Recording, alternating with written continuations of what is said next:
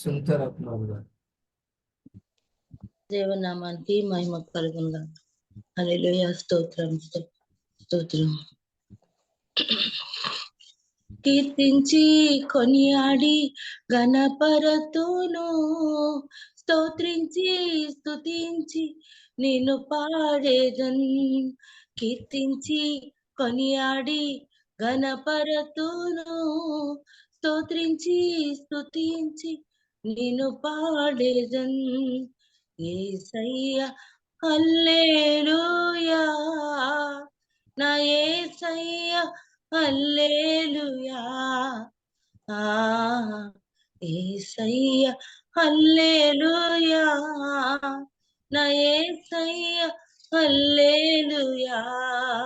ఆరాధన స్తుతి ఆరాధన, ఆరాధన ఘన ఆరాధన, ఆరాధన స్తుతి ఆరాధన, ఆరాధన ఘన ఆరాధన. స్తోత్రం స్తోత్రం స్తోత్రం. అద్వితీయ సత్యదేవ, ఆది సంభూతుడా, నాయన తండ్రి, తిట్టుమై అన్న దేవ, నాయన తండ్రి, నీ ఏకైక కుమారుడైన యేసుక్రీస్తు మా కోసము నాయన తండ్రి పరిశుద్ధ యాగముగా నాయన తండ్రి మా కోసం రక్షణ క్రయధనముగా ఇచ్చిన తండ్రి నీకు వందనాలు స్తోత్రాలు. మానవుడు నాయన తండ్రి చీకటిలో నాయన నశించిపోతున్నప్పుడు మరణ ఛాయ గల దేశ నివాసుల మీద అరుణోదయ దర్శనమైన నీ ప్రియకుమారుని మా కోసం పంపించినందుకు నీకు వందనాలు స్తోత్రాలు. మనిషి ఒంటరితనములో నాయన తండ్రి దిక్కుతోచని స్థితిలో నాయన తండ్రి మరణమైన నా గతి అనుకున్నప్పుడు నాయన తండ్రి నీ ప్రియకుమారుడైన యేసును నాయన తండ్రి మాకు ఇమ్మానుయేలుగా పంపించిన దేవా నీకు వందనాలు స్తోత్రాలు. నాయన ఇదిగో తండ్రి మాకు తోడుగా ఉండడానికి అనేక భారాల నుంచి అనేకమైన సమస్యలను కొట్టుమాటాడుతున్న నాయన తండ్రి మమ్మల్ని అందరినీ నాయన వెదికి వెదికి వెదికి రక్షించిన దేవుడయ్యా నీకు వందనాలు స్తోత్రాలు. ఆయన ఉదయ కాల సమయాన నాయన తండ్రి నీ దాసుడు వర్తమానాన్ని అందించిపోతుండగా నాయన తండ్రి తన నోటుకు మీరు బోరగా ఉండండి ప్రభువా. వినగలిగే చెవులు, అంగీకరించే హృదయం, ఒప్పుకునే మనస్సాక్ష్యం అందరికీ దయచేయమని నాయన తండ్రి మేము నిన్నటి వారం ప్రభువా నీ కృప మమ్మల్ని ఇప్పటి వరకు సజీవ లెక్కలో ఉంచింది ప్రభువా. ఆ భాగ్యాన్ని బట్టి నీకు వందనాలు స్తోత్రాలు చెల్లిస్తున్నాం.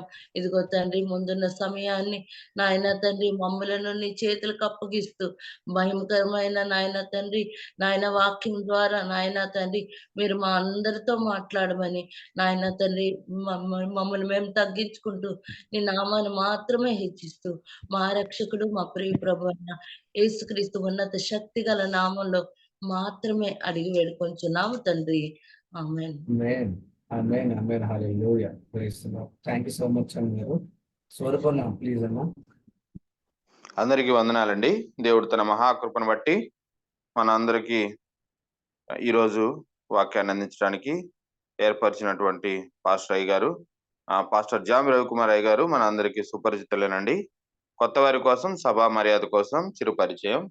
పాస్టర్ జామి రవికుమార్ అయ్య గారు వేదాంతవేత్త మరియు విద్యావేత్త, సంఘ పరిచర్యతో పాటు యువత మరియు పిల్లల మధ్య మరియు గిరిజన ప్రాంతాల మధ్య ప్రజల మధ్య రవి గారు దేవుని ఆసక్తితో సేవిస్తా ఉన్నారు. ప్రస్తుతం వారు విజయనగరం ఇమ్మానుయేల్ బాప్టిస్ట్ సంఘ కాపరిగా సేవలు అందిస్తా ఉన్నారు.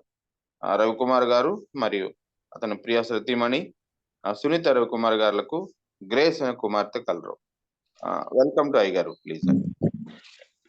యేసుక్రీస్తు నామంలో వర్చువల్ ఫెలోషిప్ లో పాల్గొన్న ప్రతి ఒక్కరికి ప్రత్యేకమైన వందనాలు. ఈ అవకాశం ఇచ్చిన బాబీ రత్నాకర్ గారికి, కోల్ టీం వారికి ప్రత్యేకమైన వందనాలు. ఈరోజు మన వాక్య ధ్యానాంశము ఇమ్మానుయేలు. ఉదయకాల సమయంలో ఝాన్సీ గోడిపట్ గారు ప్రార్థన చేస్తూ ఆ మాటను ఎత్తి ప్రార్థన చేశారు. యెషయా గ్రంథం 14:7 గారు మనం చూసినట్లయితే, కన్యక గర్భవతి కుమారుని కని అతనికి ఇమ్మానుయేలను పేరు పెట్టిదురు. Behold a virgin shall conceive and bear a son and shall call his name Immanuel. మత్తయి సువార్త 1:23లో ఇదిగో కన్యక గర్భవతి కుమారుని కను ఆయనకు ఇమ్మానుయేలను పేరు పెట్టిదురు. ఇమ్మానుయేలు అనే పేరునకు భాషాంతరమున దేవుడు మనకు తోడని అర్థం. యెహోవా దేవుడు సర్వమానవాళి మనుగడకు, సకల చరాచర సృష్టికి, ఉనికికి కారణభూతుడైన దేవుడు. తన మహిమగల గుణాతిశయములను బట్టి అనేక ఉన్నత నామాలతో ప్రస్తుతింపబడినవాడు. నేను ఉన్నవాడును అనువాడనే ఉన్నానని ప్రత్యక్షపరుచుకున్న దేవుడు నిర్గమాకాండం 3:14లో యెహోవా ఈరే, యెహోవా చూచుకును, యెహోవా రఫా స్వస్థపరచు యెహోవా, యెహోవా షమ్మా ఉన్నవాడు, ఈ స్థలములో ఉన్నవాడు, యెహోవా నిషి, యెహోవా ధ్వజము,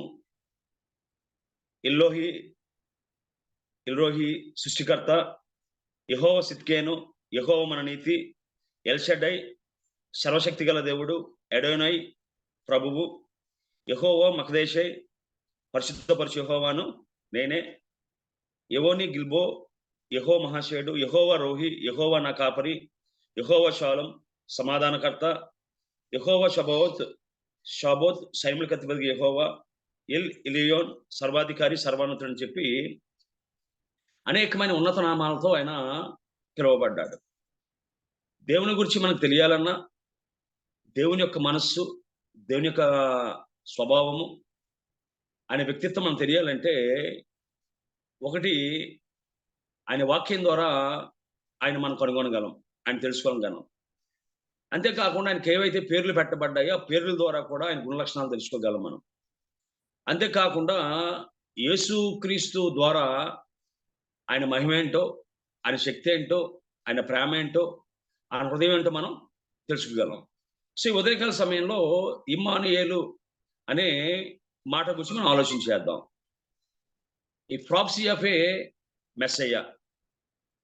దేవుడు ఆదికాండం 3:15 నీ సంతానమునకు ఆమె సంతానమునకు వైరం కలుగజేయుదును, అతడు నేను తల మీద కొట్టును మడి మీద పొడిచేదవు అని ఏ దేవుడి కోసం అయితే వాగ్దానం చేశాడో ఆ దేవుని యొక్క రూపమే, స్వరూపమే ఇమ్మానుయేలు దేవుడు.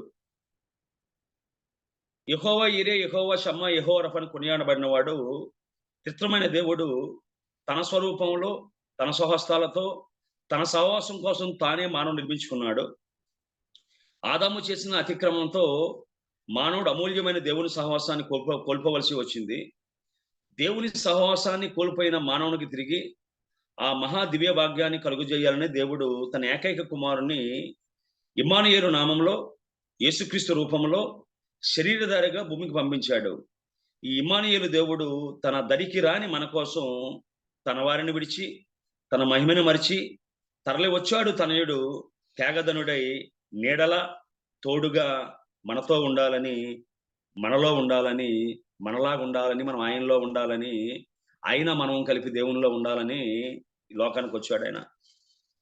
ఇమ్మానుయేలు అనే పదాన్ని కానీ మనం చూసినట్లయితే, ఇమ్ అంటే విత్, ఏల్ అంటే గాడ్, యాన్ అంటే us. So God with us. ఇమ్మానుయేలు అనే పదాన్ని కానీ మనం చూసినట్లయితే అనేక భావగర్భితమైన భావాలు అందులో మనకి ఇమిడి ఉన్నట్టుగా మనకి కనబడుతూ ఉంటుంది. ఆ పదాన్ని జాగ్రత్తగా చూసినట్లయితే మనం తెలియజేసే అంశాలు ఏంటంటే, గాడ్ ఈజ్ ఓమ్ని ప్రెజెంట్. దేవుడు సర్వాంతర్యామి, ఇందుగలడు అందులేడన్న సందేహము వలదు అంటాడు. దేవుని సృష్టిలో అడుగడుగున ఆయన ఉనికిని మనం చూడగలం, ఆయన ప్రభావాన్ని చూడగలం. ఖగోళ భూగోళ పాతాళంలో ఎక్కడైనా సరే ఆయన ప్రభావం లేని స్థలం అనేది ఎక్కడ కూడా లేదు. సర్వాంతర్యామి. గాడ్ ఇజ్ ఏ ట్రాన్సిడెంట్, మన ఊహలకు అతీతమైన వాడు. ఆయన ప్రేమ, ఆయన కరుణ, ఆయన జాలి, ఆయన దయాగుణం మన ఊహలకు అతీతమైన అర్థం చేసుకోవడానికి మనం మనసు చాలదు. గాడ్ ఈజ్ ఏ ఇమినెంట్, దేవుడు మనకి అతి సమీపముగా ఉన్నవాడు. అంతేకాకుండా ఈ ఇమ్మానుయేల్ అనే మాటలో మనకి గోచరించే భావగర్భితమైన అర్థాలు ఏంటంటే, గాడ్ ఈజ్ హోలీ, దేవుడు పరిశుద్ధంగా ఉన్నవాడు. God is omniscient, create all things with unlimited power to create. అపరిమితమైన శక్తి గలవాడు, సర్వ సృష్టిని సృష్టించగలిగిన శక్తి గలవాడు. గాడ్ ఈజ్ ఏ ఓమినిసెంట్, సర్వజ్ఞుడైన దేవుడు. And God is a healer. అంతేకాకుండా God is a promise making and promise keeping God. So ఈ విధంగా మనం చూసినట్లయితే ఇమ్మానుయేలు అన్న మాటలో ఇన్ని భావగర్భమైన అర్థాలు అందులో మనకి కనబడుతూ ఉన్నాయి. ఒకవేళ మనం చూసినట్లయితే ఇమ్మానుయేలు దేవుడు భూమి ఆకాశము సమస్తమును ఆవరించి ఉన్న దేవుడు ఆయన. ఒకవేళ ఎవరికైనా కానీ మనం ఫోన్ చేసినట్లయితే ఏం చెప్తారంటే అది నా సర్కిల్లోకి రాదు, ఒకవేళ నాకు అక్కడ పెద్ద ఎవరు పరిచయం లేరు అంట. కానీ దేవునికి ఒకవేళ భూలోక సంబంధమైన విషయాలు నువ్వు ప్రార్థన చేసినా, పరలోక సంబంధమైన విషయాలు ప్రార్థన చేసినా, ఈ సృష్టిలో, ఎందుకంటే ఈ సృష్టికి విశ్వకర్త కాబట్టి ఆయన సృష్టిలో ఆయన ఉనికి లేని స్థలం లేదు, అంతేకాకుండా ఆయన ప్రభావం లేని లేదు. తన మహత్తు గల మాట చేత సమస్తమునైనా నిర్వహిస్తూ ఉన్నాడు ఆయన. యెహోవాకు అసాధ్యమైనది ఏదైనా ఉన్నదా అంటాడు ఆయన. సో ఆయన ఉనికి లేని స్థలం అనేది ఎక్కడ కూడా లేదు మనకు. కాబట్టి మనకి ఏ సహాయమైనా చేయగలడు, ఏ ఉపకారమైనా చేయగలడు. ఈ కెన్ డూ ఎనీథింగ్, ఈ can do anything in anywhere. ఇర్మియా గ్రంథం 23:24 చూసినట్లయితే ఈ విధంగా రాయబడి ఉంది, నేను సమీపం నుండి దేవుడిన మాత్రమేనా, దూరం నుండి దేవుణ్ణి కానా అంటాడు ఆయన. సో దేవుడు సమీపంగా ఉన్నాడు, ఈవెందో దూరంగా ఉన్నా సరే ఆయన చేయగల సహాయాన్ని మనకి చెయ్యగలడు ఆయన. ఉదాహరణ చూసినట్లయితే అరణ్యంలో ఎవరు లేరు, ఆగరు, అదేవిధంగా ఇస్మాయిల్ ఉన్నారు. ఇస్మాయిల్ ఏడుస్తున్నప్పుడు గోతిని చీల్చి దాహాన్ని తీర్చిన దేవుడు. అదేవిధంగా మనం చూసినట్లయితే సంసోను పచ్చి గాడి దవడేమతో 1000 మందిని చంపాడు, దాహంతో చచ్చిపోవలసింది, ఎవరు లేరు. ఎందుకంటే అటు ఇశ్రాయేలు శత్రువులు అయిపోయారు, ఫిలిస్తీన్లకు భయపడి ఫిలిస్తీన్లు శత్రువులుగానే ఉన్నారు. ఆ సమయంలో దేవుడు గోతిని చీల్చి అతని దాహాన్ని తీర్చాడు ఆయన. సో దేవుడు ఒకవేళ తుఫానులో వారి పక్కనే ఉండి గద్దిస్తే గాలి సముద్రం నిమ్మలమయ్యాయి. అదేవిధంగా దేవుడు ఒక అధికారి వచ్చినప్పుడు ఈ గడికి నీ కుమారుడు బాగుపడతాడు అన్నప్పుడు ఇక్కడుండి ఆ బిడ్డను బాగుపరిచినట్టుగా మనం యోహాను పత్రికలో, యోహాను స్వార్థలో చూస్తాం. మనం ఆ గంటలోనే అతడు బాగుపడిన బైబిల్లో మనకి వ్రాయబడి ఉంది. ఆ విధంగా ఆయన సమీపంగా ఉండే దేవుడు దూరంగా ఉన్న సహాయం చేయగలడు. భారతదేశ చరిత్రగా మనం చూసినట్లయితే ఇందిరాగాంధీని 4 గాడ్స్ లో ఇద్దరేమో చంపారు, ఇద్దరేమో ప్రొటెక్షన్ ట్రై చేశారు, బట్ ఏం చేయలేకపోయారు. అదేవిధంగా రాజీవ్ గాంధీని చంపినప్పుడు ఆయన యొక్క బాడీ గార్డ్స్ పక్కనే ఉన్నారు, కానీ ఏం చేయలేకపోయారు. బట్ దేవుడట దగ్గరున్న నిన్ను కాపాడగలడు, ఆయన దూరంలో ఉన్న నిన్ను తన దూతనంపో తన వాక్కునంపో నిన్ను కాపాడగలడు ఆయన. అంతేకాకుండా కీర్తనకారుడు 139:8-10 విధంగా చెప్తున్నాడు, నేను ఆకాశంకి ఎక్కిన అక్కడ నువ్వు ఉన్నావు, నేను పాతాళ మందు పండుకున్న అక్కడ ఉన్నావు, నేను వేకివరెక్కలు కట్టుకుని సముద్ర దిగంతంలో నివసించినను అక్కడ నీ చెయ్యి నన్ను నడిపించును, నీ కుడి చెయ్యి నన్ను పట్టుకున్నావు. సో దేవుడు ఆకాశం మందు ఉన్నాడట, పాతాళ మందు ఉన్నాడట. అంతేకాకుండా ఆకాశానికి వెళ్ళిపోదామన్నా, సముద్ర దిగంతాలకు వెళ్దామన్నా అక్కడ ఉన్నట్టుగా వాక్యం చెప్తుంది. దేవుని ఉనికి లేని స్థలం లేదు ఈ సృష్టిలో, ఎక్కడా లేదు. ఆయన ఉనికి లేని స్థలం అనేది ఎక్కడ కూడా లేదమ్మా. అంతేకాకుండా God is everywhere. If so we should not, చాలా మంది మనం ఏం చేస్తామంటే ఎక్కడైనా దేవాలయానికి వెళ్ళినప్పుడు జోలు విడిచి బయటికి మనం వెళ్తూ ఉంటాం. కానీ ఫారినర్స్ ఏం చేస్తారంటే చర్చిలోకి వారు షూస్ వేసుకొని వచ్చేస్తారు. వాళ్ళు అడిగే ప్రశ్న ఏంటంటే దేవుడు అన్నవాడు ఎక్కడ లేడు, దేవుడు అన్నవాడు ఎక్కడ లేడు. ఈ సృష్టి అంతా అయిందే కదా, కేవలం మందిరంలోనే ఉన్నాడా, మందిరానికి పరిమితం అయిపోయాడా? కాబట్టి ఒకవేళ మనం దేవుని గారిని గౌరవించాలంటే అసలు ఎక్కడ కూడా షూ వేసుకోకూడదు, శాండిల్స్ వేసుకోకూడదు అంటారు. ఎందుకంటే దేవుడు సర్వాంతర్యామి, ఆయన ఉనికి లేని స్థలం అంటే ఇది కూడా లేదు అది. సో అంతేకాలం చూసినట్టయితే సామెతలు 15:3 విధంగా రాయబడి ఉంది. అక్కడ ఏం రాయబడి ఉందంటే, యెహోవా కన్నులు ప్రతి స్థలం మీద ఉండును, చెడ్డవారిని మంచివారిని అవి చూచుని బైబిల్లో రాయబడి ఉంది. యెషయా 66:1 ఆకాశము నా సింహాసనము, భూమి నా పాదపీఠము, నా నిమిత్తమును కట్టించిన ఇల్లు ఏ పాటిదని చెప్పి అంటాడు ఆయన. సో ఎందుకు మనం ప్రయాణంలో కాపాడబడుతున్నాం అంటే కారణం అదే. ఇప్పుడు మనకి డాక్టర్ గారు మెసేజ్ పెట్టారు, ఒక్కసారి ఫ్లైట్ టేక్ ఆఫ్ అయిన తర్వాత మళ్ళీ మనం దిగాలంటే దేవుని కృప ఉండాలి, దేవుని తోడు ఉండాలి. మనం చేయగలిగే పరిస్థితి ఇంకేం కూడా ఆ ప్రాణాన్ని గుప్పెట్లో పెట్టుకొని ప్రభువా నన్ను జాగ్రత్తగా దించు అని చెప్పగలం తప్ప అంతకుమించి మనం చేయగలిగే పరిస్థితి ఏం కూడా మనకి లేదు అది. సో దేవుడు ఒకవేళ మనం జలాంతర్గామిలో వెళ్ళినా, ఆకాశంలో వెళ్ళే ఫ్లైట్లో వెళ్ళినా, రాకెట్స్లో వెళ్ళినా, ఎక్కడికి వెళ్ళినా దేవుడే కాపాడాలి. ఎందుకంటే సమస్త ఉనికి ఆయన పరిధిలో ఉంది. అంతేకాకుండా కీర్తన 113, 4 వచనాల్లో ఆయన మహిమ ఆకాశం విశాలమును వ్యాపించి ఉన్నది అంటున్నాడు.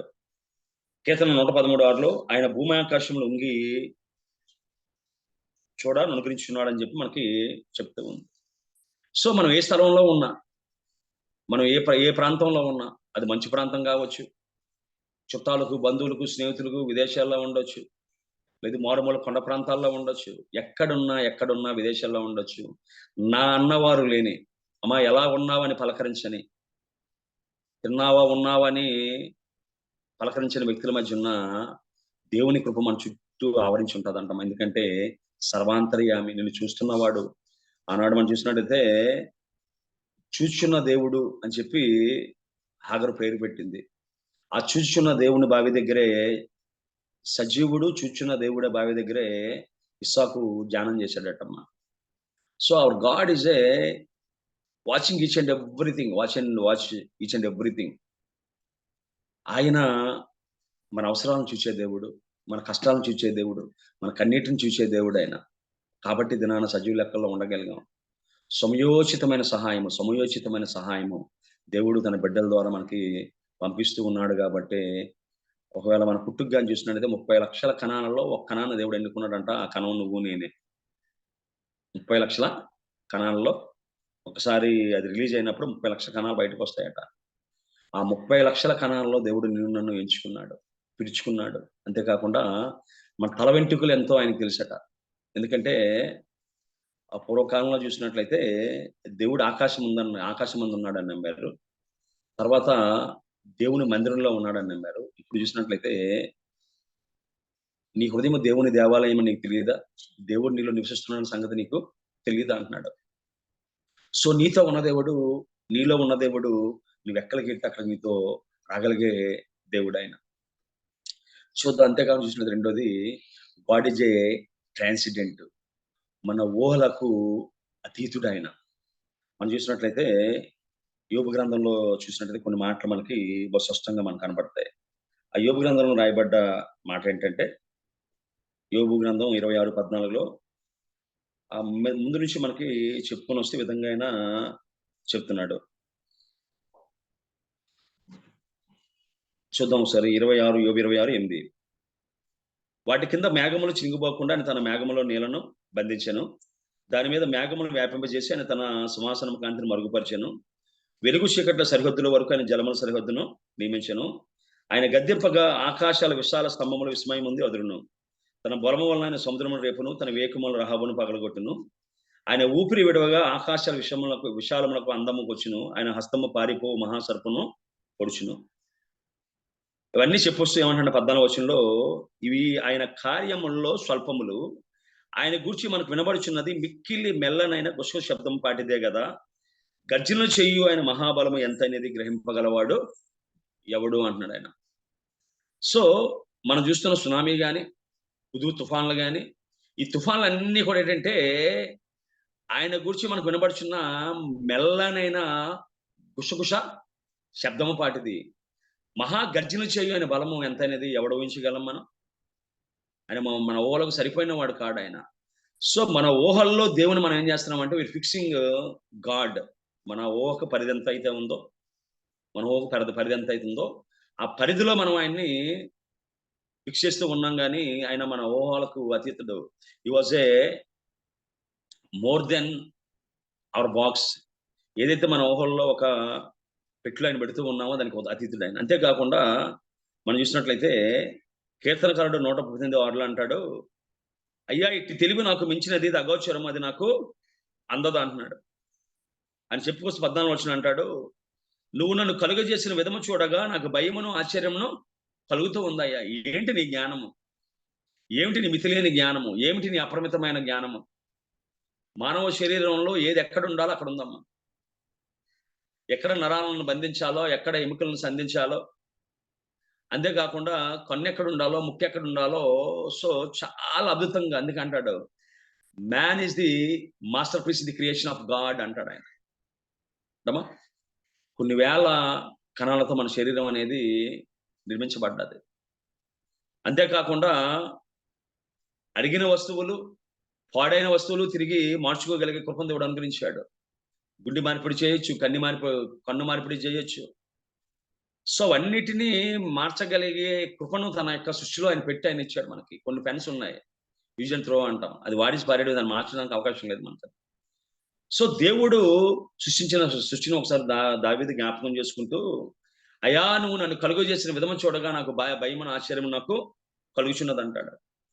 యోబు గ్రంథం 38:9 అంటాడు, నేను మేఘమును దానికి వస్త్రముగా, గాఢంధకారము దానికి పొత్తిగుడ్డగా నేను వేసినట్టు అన్నట్టుగా అక్కడ బైబిల్ మనకి చెప్తుంది. ఎఫెసీ 3:20 అంటది, మన కార్యసాధకమైన తన శక్తి చొప్పున మనం అడుగు వాటి కంటే ఉంచు వాటి కంటే అత్యధికంగా చేయగలిగిన దేవుడు ఆయన. ఒకవేళ మన కుటుంబ నేపథ్యాలను కానీ మనం చూసినట్లయితే, మన కుటుంబాలని ఒకవేళ కొంచెం ఒక తరమో 2 తరాల ముందుకు వెళ్ళినట్లయితే, ఆ తరాలను ఎరిగిన వారు మనం ఈ స్థితిలో ఉన్నామంటే నమ్మలేరు వాళ్ళు. అయ్యా ఒకప్పుడు వీళ్ళు ఆహారం కోసం ఎదురు చూసిన కుటుంబం ఇది. వారి ఆస్తి ప్రతి పూట ఆహారం కోసం వెతుక్కునే స్థితి, అర్ధాకిలి కడుపులు, అర్ధనగ్న దుస్తులు, అరకొర ఆహారం, వస్త్రాలు లేని స్థితి, గృహం లేని స్థితి, వర్షానికి తడిసిపోయి, ఎండకి ఎండిపోయి, చలికేమో ముడుచుకుపోయిన పరిస్థితి. ఆ దినాన దేవుడు ఎంతో అద్భుతంగా దేవుడు మన కుటుంబాలని పిలిచి దీవించి అభివృద్ధి పరిచిన విధానం చూసినట్లయితే అద్భుతం. అది మన ఊహకు అందేది కదా. ఒకవేళ మనం కానీ వెనక్కి వెళ్ళి మన తాతలను ఎవరిని అడిగినట్లయితే, అయ్యా ఆ స్థితి నుంచి ఈ స్థితికి ఎలా వచ్చామంటే అది దేవుని కృపే. మన ఊహలకు జ్ఞానానికి అతీతమైన వాడు, మనం ఆలోచించే ప్రేమకు అతీతమైన వాడు. ఆయన కృపా కనికరానికి మితి లేదంటాడు ఆయన. ఆయన దయా గుణానికి మితి లేదు. అదేం చేసిందంటే దినాన మనల్ని ఇప్పుడు ఏ స్థితిలో అయితే ఉన్నామో ఆ స్థితిలో ఉంచింది. అది ఆయన మన ఊహలకు అతీతుడు. అంతేకాకుండా చూసినట్లయితే గొర్రెలు కాసుకున్న వాడిని తీసుకొచ్చేమో చక్రవర్తిని చేశాడు. గొర్రెలు కాసుకున్న వాడిని తీసుకొచ్చి చక్రవర్తిని చేశాడు. అంతేకాకుండా విగ్రహాలు అమ్ముకున్న వాడిని తీసుకొచ్చేమో మహారాజుని చేశాడు. వాక్యం ముందుకు వెళ్తున్నప్పుడు చూద్దాం ఒకసారి. రెండో చూసినట్లయితే గాడ్ ఈజ్ ఏ ఇమినెంట్, మనకి అతి సమీపంగా ఉన్న దేవుడు ఆయన. మీరు అలా చెప్పగలరు. నాకు సుమారుగా ఇప్పటికి 5 యాక్సిడెంట్స్ జరిగాయి. గడిచిన కాలంలో ఒక 3 యాక్సిడెంట్స్. ఈ మధ్యకాలం లాస్ట్ ఇయర్ జనవరి ఎండింగ్, స్కూల్ ఎండింగ్ రోజు అది వెళ్తూ ఉంటే ఒక బైక్ అవుట్ వచ్చి గుద్దేశాడు. బండి మొత్తం అసలు పాడైపోయింది. ఎందుకు పనికిరాలేదు. నాకు మాత్రం జస్ట్ కాల్కి దెబ్బ తగిలింది అంతే. అలాగే మొన్న ఈ సంవత్సరం సెప్టెంబర్ 16వ తారీఖు ఒక లారీ వాడు గుద్దిన వ్యక్తి వచ్చి నా బండి మీద పడిపోయాడు. సో వీటన్నిటిలో కూడా దేవుడు కాచి కాపాడాడు. కొన్నిసార్లు నేను ఆదికాండం చదువుతూ ఉంటే నవ్వు వస్తుంది. ఆదాము అవ్వలు తప్పు చేసి దేవుడేమో భూమిని శపించాడు. అదేవిధంగా సర్పాన్ని శపించాడు, నువ్వు మన్ను తిందువుగా. కానీ అదేవిధంగా ఈ యాక్సిడెంట్లు అన్నింటిలో జరిగిన విషయం ఏంటంటే, నా బండికో హెల్మెట్కి ఏదో ప్రాబ్లం వచ్చింది తప్ప నాకైతే ఈ సమస్య రాకుండా దేవుడు కాచి కాపాడాడు. మనకు నెక్స్ట్ జరిగిన డేవిడ్ దేవ దగ్గర వచ్చిన మీటింగ్స్ లో పాల్గొగలిగే గొప్ప దేవుడు అనుగ్రహించాడు నాకు. అప్పటికి యాక్సిడెంట్ 3 days 4 days అయిందంతే. సో అతను సమీపంగా ఉన్నాడు కాబట్టి ఒక్క క్షణంలో మీ పాదములకు రాయిలు తగలకుండా దూతలు తమ చేతుల మీద ఎత్తి పట్టుకొందురు అని చెప్పినట్టుగా దేవుడు కంటికి రెప్పలా కాపాడుకొని వచ్చాడు ఆయన. అనేకమైన సంఘటనలు మన వ్యక్తిగత జీవితంలో ఒక్క క్షణం దేవుడు ఎందుకంటాడు, ఇశ్రాయేలును కాపాడువాడు కునుకడు నిద్రపోడు. చాలా మంది అంటారు, అమ్మ పిల్లల పడిపోయింది, వదిన నేను ఇలాగ గదిలోకి వచ్చాను, ఆ లోపు పాప జారిపోయింది. నేను ఇలాగ పలానా దగ్గరికి వచ్చాను, పాప ఏమో పడిపోయింది. పాప పిలిచిందిగా నాకు వినబడలేదంట. బట్ దేవుడమ్మ మనలో ఉండేవాడు, మన పక్కన ఉండేవాడు. సో ఫిలిప్పు 4:5 అంటాడు, ప్రభువు సమీపముగా ఉన్నాడు. ప్రభు మన హృదయానికి సమీపంగా ఉన్నాడు, మన శరీరానికి సమీపంగా ఉన్నాడు, మన జీవితానికి సమీపంగా ఉన్నాడు కాబట్టి దినాన సజీవ లెక్కల్లో మనం ఉండగలిగాం. ఉన్నాడు కాబట్టి మన సజీవ లెక్కలో ఉండగలిగాం. మరి దేవుని బిడ్డల కోసం అంటే మరణం ఎదురు చూస్తూ ఉంటుందట. మోషే జీవితాన్ని చూసినైతే మోషే పుట్టక ముందు ఏం పెట్టాడంటే మగపిల్లడు పడితే తీసుకెళ్లి కాన్పుపేటల మీద చంపేయండి అన్నాడు. మోషే పుట్టిన తర్వాత ఇంకేం చెప్పారంటే మగపిల్లడు పడితే తీసుకెళ్లి ఆ యొక్క నైల్ నదిలో పడేయండి అన్నారు. ఇంకా మోషే ఇంకా పుట్టలేదు ఇంకా. So the death is waiting for before the birth of every Christian. దేవుని ఉద్దేశంలో, దేవుని తలంపుల్లో, దేవుని ఆలోచన ఉన్న ప్రతి వ్యక్తి జీవితాన్ని సర్వనాశనం చేయాలని చెప్పి సాతాను ప్రయత్నం చేస్తుంటే దేవుని కృప ఏం చేస్తుంటే అతి సమీపంగా ఉండి ఏం చేస్తుందంటే మనల్ని తప్పిస్తూ, కాపాడుతూ, రక్షిస్తూ తన ప్రణాళికల్లో వాడుకుంటూ ఉంది. మనందరం సజీవ లెక్కలు ఉన్నామంటే ఆ ప్రణాళికల్లో ఉన్నవారమే మనం. అదేవిధంగా ఆదికాండం 17:27 అంటాడు, ఆయన మనలో ఎవరికి దూరంగా ఉండేవాడు కాడు. ఆయన మన ఎవరికి దూరంగా ఉండేవాడు కాడు. మనం ఎక్కడుంటే అక్కడ మనకి హత్య కోసం ఉండేది ది నెట్వర్క్ ఫాలోస్ యూ అని చెప్పి. హత్యలో ఒక బొచ్చు కుక్క వాడిని ఫాలో అవుతూ ఉంటది. ఆ విధంగా దేవుని యొక్క కృపాటమా, దేవుని యొక్క శక్తి అటరా, దేవుని కాపుదలట మనం వెంబడిస్తూ ఉంది. కీర్తన 145:18 తనకు మొరపెట్టు వారందరికీ, తనకు నిజముగా మొరపెట్టు వారందరికీ యెహోవా సమీపముగా ఉన్నాడు. ఆయన మోషే జీవితాన్ని పరిశీలన చేసినట్లయితే మోషే ఇజ్రాయెల్ జనాంగాన్ని ఎర్ర సముద్రం దాకా తీసుకొచ్చేశాడు. ఏం చేయాలో తెలియదు. సముద్రం ఉధృతంగా ప్రవహిస్తూ ఉంది, అలలు పైకి లేస్తూ ఉన్నాయి. వెనకేమో శత్రువులు తరుముతూ ఉన్నారు, ముందేమో సముద్రం ఉంది. బట్ ఆ సమయంలో God open the door. If God did not lay the road in the Red Sea, there is no way for Moses' life. దేవుడు ఎర్ర సముద్రంలో మార్గాన్ని ఏర్పాటు చేయకపోయినట్లయితే అసలు మోసే జీవితంలో మార్గం అనేది లేదు. మన వ్యక్తిగత జీవితంలో కూడా దేవుడు ఎన్ని మార్గాలు వేశాడో. మేము నలుగురు మగపిల్లలు, నాన్నగారు చిగురుపల్లిలో పనిచేసేవారు, అమ్మ పురుషోత్తపురంలో పనిచేసేది. సడన్ గా ఒక రోజు సౌభాగ్యరాయపురం అని చెప్పి సింహాచలం దగ్గర ఒక ఊరు ఉంది. దానికి వెళ్ళాలంటే గడ్డ దాటి వర్షం పడితే వెళ్ళడానికి అవకాశం లేదు. నలుగురు చిన్నపిల్లలమే. అప్పుడు అమ్మ నాన్న తాలూకా తల్లిదండ్రులు చనిపోయారు, అదేవిధంగా నాన్న తాలూకా తల్లిదండ్రులు చనిపోయి ఎవ్వరు లేరు. ఆ ఊర్లో ఒక్కమే ఉండేవారు. ఏం చేయాలో తెలియదు. సో ప్రార్థన చేస్తున్నాం, ప్రభా అమ్మగారికి ట్రాన్స్ఫర్ ఆపండి అని చెప్పి. ఇప్పుడు కలెక్టర్ గారు ఒక సింగ్ ఆయన ఉండేవారు ఆయన. సో ఆమె తాలూకా ఆయన, ఆమె పేరు కూడా సుశీల ఆమె పేరు. ఆయన ఏం చేశాడంటే సుశీల బదులుగా సుశీల హోప్ దగ్గర టిక్కి పెట్టి మీరు ట్రాన్స్ఫర్ చేయొద్దని చెప్పి ఆపేశాడు ఆయన. మళ్ళీ ఆవిడ ఫోన్ చేసిందంటాను, అదేంటంటే నా ట్రాన్స్ఫర్ అయిపోయింది మీరు ఆపలేదని చెప్పి.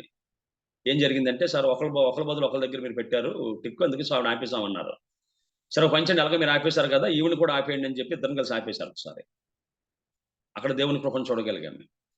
ఇంకోసారి మేము 2-3 తరగతులు చదువుతున్న వయసులో అమ్మగారికి గర్భసంచి సంబంధించిన ఏదో వ్యాధి వచ్చింది.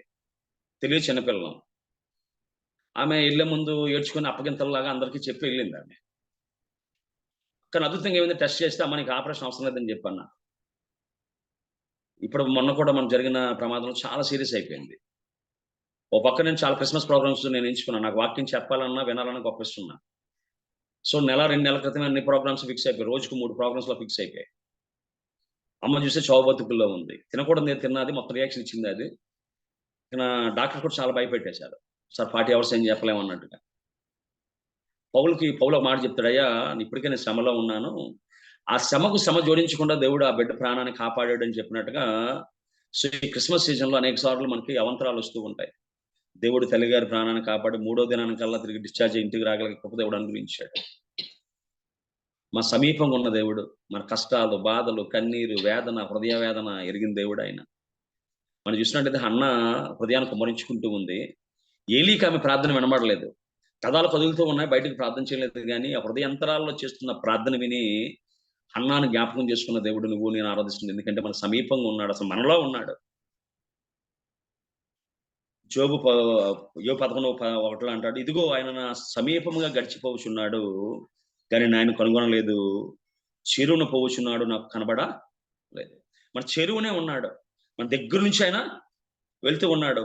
కానీ గ్రహించగలిగే జ్ఞానం మనకి లేకుండా పోతుంది. ఎందుకంటే యుగ సంబంధమైన దేవత మన మనోనేత్రములకు గుడితనం కలుగు చేసింది అంటున్నాడు. ఒకవేళ 119:2 అంటాడు, నేను కూర్చుంటా లేచుడా నీకు తెలియను, నా తలం పుట్టక మునిపే నువ్వు నా మనసు గ్రహించున్నావు అంటాడు. రెండో చూసినట్టయితే గాడ్ ఈస్ హోలీ. యెషయా 6:3 మనం చూసినట్టయితే వారు సైన్యములకు అధిపతి యెహోవా పరిశుద్ధుడు పరిశుద్ధుడను సర్వలోకము ఆయన మహిమతో నిండినదని గాన ప్రతిగానములు చేయుచుండరి. అపొస్తలుల కార్యం 3:14 అంటాడు, మీరు పరిశుద్ధుడు నీతిమంతుడైన వారిని మీరు నిరాకరించి, దేవుడు అంటాడు నాలో పాపం ఉన్నదని మీరు ఎవడు స్థాపించగలడు అంటాడు. ఆయన చూపుల్లో కానీ, తలంపుల్లో కానీ, ఆలోచనల్లో కానీ, మాటల్లో కానీ, చేతల్లో కానీ పాపం లేని పరిశుద్ధుడు ఆయన. ఇమ్మానుయేలు దేవుడు అన్న మాటకు అర్థం ఏంటంటే వాజ్ ఎ హోలీ. అంతేకాకుండా నిన్ను పరిశుద్ధపరచు యెహోవాని నేనే అంటాడు. లేవి 21:8 చూసినట్టయితే యెహోవాను నేను పరిశుద్ధుడు కనుక మీరు పరిశుద్ధులే ఉండండి అంటాడు ఆయన. సో యోహాను 8:46 నాలో పాపం ఉన్నదని మీరు ఎవడు స్థాపించగలడు అంటాడు. అదేవిధంగా అపొస్తలుల కార్యం 4:8 నీ పరిశుద్ధ సేవకుడైన యేసు నాకు విరోధముగా రాయబడి ఉంది. అలాగే హెబ్రీ 7:26 పవిత్రమును నిర్దోషమును అయినా నిష్కలంకమునైనా పాపుల్లో చేరక అన్నట్టుగా రాయబడి ఉంది ఆయనకి. సో దేవుడు పరిశుద్ధుడు, ఆయన పరమ పవిత్రమైన వాడు. అంతేకాకుండా గాడ్ ఈజ్ ఏ ఒమినిఫిసెంట్, సర్వశక్తి గలవాడు, సర్వమును సృష్టించగలిగిన వాడు, అపారమైన శక్తి కలిగిన వాడు. కీర్తన 145:3 చూసినట్టే యెహోవా మహాత్యము గలవాడు, ఆయన అధిక స్తోత్రము నొందదగిన వాడు, ఆయన మహాత్యమును గ్రహింప సత్యము కానివి అంటున్నాడు ఆయన. ఆదికాండం 45:6 అంటాడు, మిమ్మల్ని ఆశ్చర్యంగా రక్షించి దేశమును మిమ్మల్ని శాశ్వతముగా నిలుపును అంటున్నాడు. అంతేకాకుండా ఆదియందు దేవుడు భూమాకాశములను సృజించాను. 1:27 దేవుడు తన స్వరూపం మందు తన పోలిక చెప్పిన ఆయన నిర్మించిన బైబిల్లో మనకి రాయబడి ఉంది. ఆయన గద్దిస్తే దెయ్యాలు పారిపోయాయి, ఆయన గద్దిస్తే రోగాలు పారిపోయాయి. సో ఆయన సర్వశక్తి కలిగిన దేవుడు, ఆయన సర్వశక్తి కలిగిన దేవుడు ఆయన. అంతేకాకుండా God is A omni science, సర్వజ్ఞుడు, జరిగేవి జరగబోయేవి అన్ని గ్రహించగలిగిన వాడు. మన కాలగతులైన వశంలో ఉన్నాయి. మన జీవము, మన గతి, మన గమ్యము ఆయనలో ఉన్నాయి. దానియేలు అంటాడు, నీ కాలము, నీ గతి, నీ ప్రాణము ఇందులో ఉందో దేవుని ఆరాధించుకుంటా నువ్వు ఇతర వాటిని ఆలోచించావు అంటాడు. దావీదు అంటాడు, ప్రభువా నా కాలగతులు నీ వశంలో ఉన్నాయని చెప్పి చెప్తాడు ఆయన. సో అంతేకాకుండా యోబు 2:23-10 అంటాడు, నేను నడుచు మార్గం ఆయనకు తెలియను అంటాడు. కీర్తన 119 అంటాడు, మాట నా నాలుకకు రాకమునుపు నీకు పూర్తిగా తెలుసు. God know all things past, present and future. ద్వితీయోపదేశం 29 అంటాడు, రహస్యములు మన దేవుడైన యెహోవాకు చెందును అంటాడు. అంతేకాకుండా యెషయా 46:10 నా ఆలోచన నిలిచిననియు నా చిత్తము నేను నెరవేర్చదని చెప్పుకొంచు, ఆది నుండి నేనే కలగబో వాటిని తెలియజేసితిని, పూర్వకాలం నుండి నేనే ఇంకా జరుగు వాటిని తెలియజేయనని చెప్పుకో. సో దేవుడు సర్వజ్ఞుడు, భూత భవిష్యత్ వర్తమాన కాలాలు ఎరిగేవాడు. అంతేకాకుండా మనం చూసినట్లయితే గాడ్ ఈజ్ అవర్ ప్రామిస్. దేవుడు మన వాగ్దానము, ఆయన వాగ్దానం చేయగలడు, వాగ్దానాన్ని ఆయన నెరవేర్చగలడు ఆయన. సో ఆయనకంటూ అసాధ్యమైనది ఏది కూడా లేదు. The birth of Jesus made way for God to be with us. యేసుక్రీస్తు పుట్టుక లేక జననము ఇమ్మానుయేలుగా ఉంటానన్న దేవుడు వాగ్దానం నెరవేర్చింది. మన యెషయా 7:14 చేయబడ్డ వాగ్దానము, ఆ వాగ్దానం ఏంటంటే యేసుక్రీస్తు పుట్టుక ద్వారా మనకు అది నెరవేరింది. Jesus role to begin God's presence to the men. So దేవుని సన్నిధి భూలోకానికి తీసుకువచ్చే యేసే యొక్క పాత్ర, బాధ్యత యొక్క పుట్టుక ద్వారా మనకి ప్రారంభమైంది అని అంటాడు మత్తయి 28:20 ఇదిగో నేను యుగ సమాప్తి వరకు సదాకాలం మీతో కూడా నేను ఉంటానని చెప్పి ఆయన చెప్పినట్టుగా మనం ఆలోచిస్తున్నాం. సో ఈ విధంగా చూసినట్లయితే యేసుక్రీస్తు శిష్యుడుగా, బాలుడుగా పుట్టాడు కానీ ఆయన దేవుడు. అందుకే మనకి యెషయా 9:6 అంటాడు, మనకు శిశువు పుట్టెను, మన కుమారుడు అనుగ్రహించబడను, ఆయన భుజముల మీద రాజ్యభారం ఉండెను, ఆశ్చర్యకరుడు, ఆలోచనకర్త, బలవంతుడైన దేవుడు ఇచ్చినగు తండ్రి అన్నాడు. మనం చూసినట్లయితే బాలుడు ఎప్పుడు కూడా రాజ్యభారాన్ని మొయలేడు కానీ యెషయా బాలుడుగా పుట్టిన యేసయ్య యొక్క విశ్వరూపాన్ని, స్వరూపాన్ని ఆయన చూస్తూ ఉన్నాడు ఆయన. సో ఈ విధంగా చూసినట్లయితే ఒకవేళ ఇమ్మానుయేలు దేవుడు ఆలోచన కానీ ముందుకు కానీ మనం తీసినట్లయితే, ఒకవేళ ఇమ్మానుయేలు దేవుడు తోడుగా ఉంటే మన జీవితంలో కలిగే ఆశీర్వాదాలు ఏంటి? యాకోబు జీవితంలో దేవుడు ఇమ్మానుయేలు దేవుడుగా తోడున్న కారణాన మామ మోసానికి బలి అయి ఒట్టి చేతులతో తిరిగి రావాల్సిన వాడు దేవుడికి తోడై ఉన్నందున ఆదికాండం 31:42 రాయబడ్డది. చేతికరతో మాత్రమే యొర్దాను దాటిన యాకోబు 2 సమూహాలుగా అభివృద్ధి చెందాడు. ఇమ్మానుయేలు దేవుడు నీ జీవితంలో తోడుంటే ఏనాడు నీ చేతులు ఒట్టిగా ఉండవు, నీ చేతి నిండా ఆశీర్వాదాలే. అంతేకాకుండా మనం చూసినట్లయితే ఒక అబ్రహాము జీవితాన్ని కానీ మనం గ్రహించినట్లయితే, అబ్రహాము విగ్రహాలు అమ్ముకుంటూ ఉండేవాడు. ఆ యొక్క మెసొపొతామియా ప్రాంతంలో విగ్రహాలు అమ్ముకునే పరిస్థితి. అటువంటి అబ్రహాము దేవుడు పిలిచిన తర్వాత, నిన్ను దీవిస్తాను, నువ్వు ఆశీర్వాదంగా ఉన్నావని చెప్పి దేవుడు వాగ్దానం చేశాడు. ఏ విధంగా దేవుడు దీవించాడంటే, ఆదికాండం 13:2 అబ్రహాము వెండి బంగారములు పశువులు కలిగిన బహుధనవంతుడై ఉండిన రాయబడి ఉంది. సో ఇమ్మానుయేలు దేవుడు తోడుగా ఉన్నట్లయితే వెండి బంగారము పశువులు కలిగిన బహుధనవంతులుగా ఉంటామంట. ఆదికాండం 26లో ఆమె మాట వినుము, నువ్వు మా మధ్య అయ్యా మాట వినుము, నువ్వు మా మధ్య మహారాజువై ఉన్నావు అంటున్నాడు. వాళ్ళు కేతు కుమారులు అంటున్నారు. 18:17 ఆదికాండము, నేను చెయ్యబోవు కార్యము అబ్రహాముకు దాచేదన అంటున్నాడు. సో దేవుడట ఇహలోక సంబంధమైన ఆశీర్వాదాలు దేవుడిస్తాడు. అంతేకాకుండా మహారాజులో మనం ఉన్న ప్రాంతంలో దేవుడు ఉంచుతాడట. అంతేకాకుండా దేవుడు స్నేహితుడిగా మనం ఎంచి మనం ఆయన చేసే ప్రతి కార్యాన్ని దేవుడు మనకు తెలియజేస్తాడు. వాక్యం చెప్తూ ఉంది. అంతేకాకుండా ఇస్సాకు జీవితాన్ని చూసినట్లయితే 26:12 ఇస్సాకు ఆ దేశమందు ఉన్నవాడే విత్తనము వేసి ఆ సంవత్సరము 100 ఫలము పొందాడు. ఏమీ లేనివాడిగా వచ్చిన వాడేమో అన్ని కలిగిన వాడుగా మహారాజుగా దేవుడు అతను దీవించాడు. ఆ దేశమంతా కరువుతో ఉంది.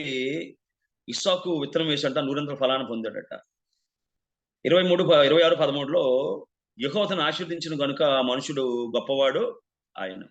14 అతడు మిక్కిలి గొప్పవాడు వరకు క్రమక్రమంగా అభివృద్ధి చెందిన బైబిల్లో మనకు రాయబడి ఉంది. సో నువ్వు దేవుని ఇమ్మానుయేలు దేవుడుగా నీ జీవితంలో ఉంచుకున్నట్లయితే, ఇమ్మానుయేలు దేవుణ్ణి హృదయంలో నువ్వు ఆహ్వానించినట్లయితే, సత్రంలో స్థలం లేదు వెళ్ళిపోమన్నట్టుగా కానీ, గెరేసన్ దేశంలో అయ్యా మా ప్రాంతాన్ని విడిచిపోమని చెప్పినట్టుగా కానీ, దెయ్యాలు విడిచిపోమని చెప్పినట్టుగా కానీ, ఒకళ్ళు చెప్పకుండా కానీ ఆహ్వానించినట్లయితే, ఎందుకంటే నువ్వు నేను పిలవకుండానే వచ్చాడు, ఆహ్వానం ఇవ్వకుండానే వచ్చాడు ఇమ్మానుయేలు దేవుడు. దేవుని మహిమను విడిచిపెట్టి, స్వరూపాన్ని విడిచిపెట్టి, దేవదూతల గణాన్ని విడిచిపెట్టి, 4 జీవులను విడిచిపెట్టి, అన్ని విడిచిపెట్టి, మహిమను విడిచిపెట్టి, రిక్తుడిగా ఈ లోకానికి నీతో నాతో ఉండాలని, నీలా ఉండాలని, నాలా ఉండాలని వచ్చేసాడు ఆయన. ఆయన ఆహ్వానించగలిగితే చాలు అబ్రహాములా దీవించబడతాం. ఆయన ఆహ్వానించగలిగితే చాలు కరువు దేశంలో తాండవిస్తున్న కరువు నీ దరికి రాదు. ఇస్సాకు కరువులో విత్తనాలు వేసినంత ఫలాన్ని పొందాడట. అంతేకాకుండా మనం చూసినట్లయితే ఆదికాండం 25-21 చూసినట్లయితే ఇస్సాకు ప్రార్థన చేసినప్పుడు రెబెక్కా గర్భం అనేది తెరవబడినట్టుగా వాక్యం సెలవిస్తుంది. సో ఇమ్మానుయేలు దేవుడు నీ జీవితంలో ఉన్నట్లయితే నువ్వు ప్రార్థన చేస్తే దేవుడు కార్యాలు చేస్తాడమ్మా.